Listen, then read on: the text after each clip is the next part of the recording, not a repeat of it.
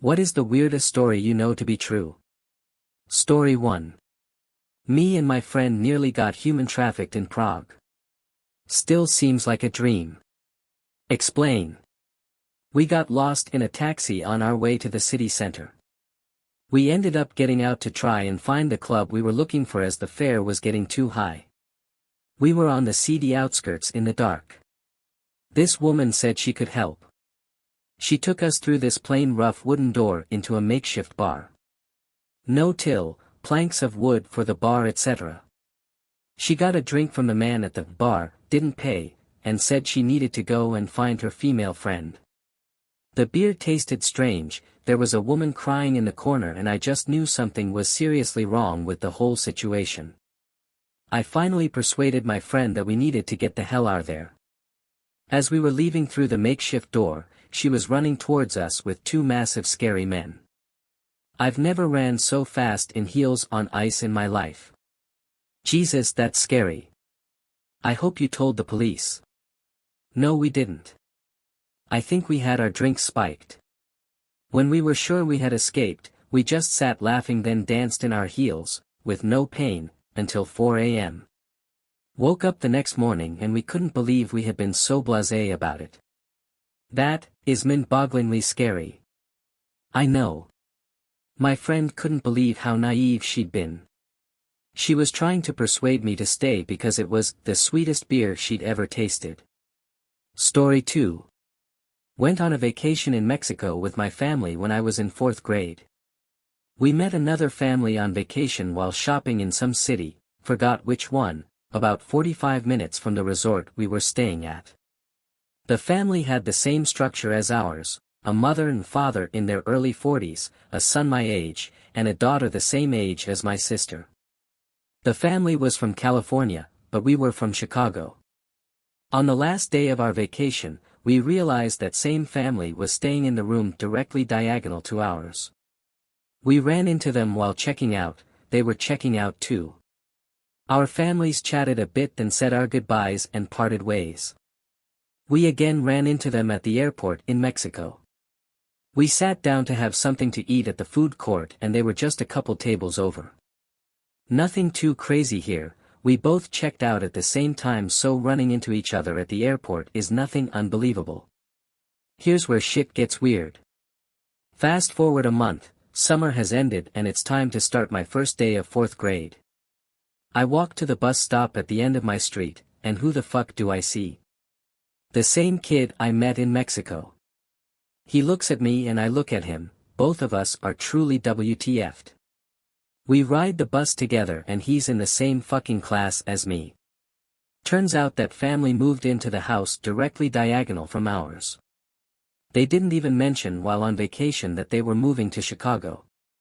Apparently it was a very sudden move due to the father's job being relocated. Story 3.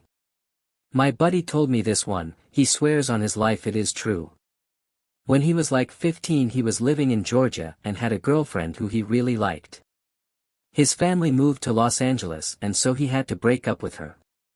He's kinda lonely and depressed at his new school, but a guy in one of his classes befriends him and soon they are BFFs. But after a year or so this dude tells him his family is moving to Georgia. A couple months later my friend checks Facebook and sees this guy move to the exact same neighborhood where he used to live, within a block or two. He goes to the same high school. And, to top it off, he is in a relationship with the old girlfriend. Damn. This is just straight up heartbreaking. Story 4. When I was a kid, I used to get seemingly inexplicable earaches a couple of times a month.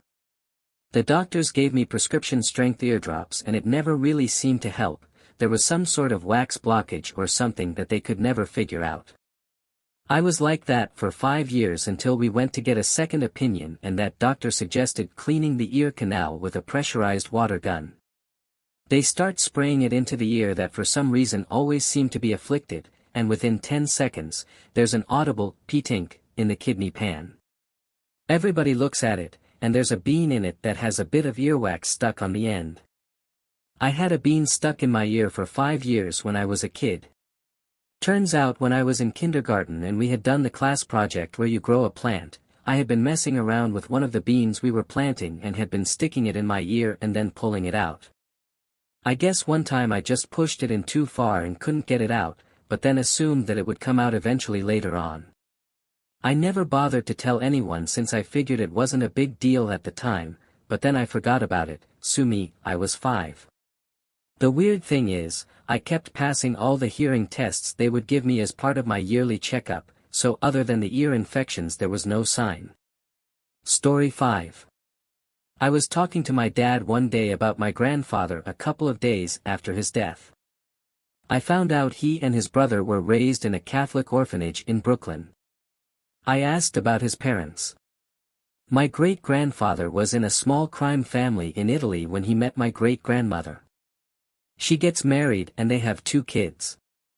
Around the time my grandfather is 2 and my great-uncle, his brother, is a couple of months old, a lot of shit happens in the family. People getting murdered and whatnot. My great-grandmother leaves Italy with the kids against my great-grandfather's orders. Apparently great-grandpa was a higher-up and disobeying him was a no-no, wife or not. Flash forward about 4 years, my great-grandmother is remarried, a house in Queens, all the while great-grandpa is trying to track her down.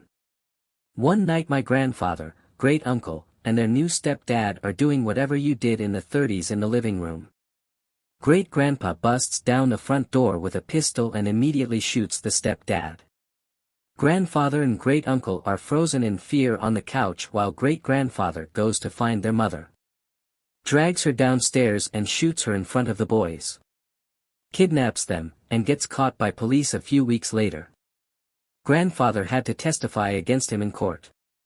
He got a life sentence but was killed only a few years into it.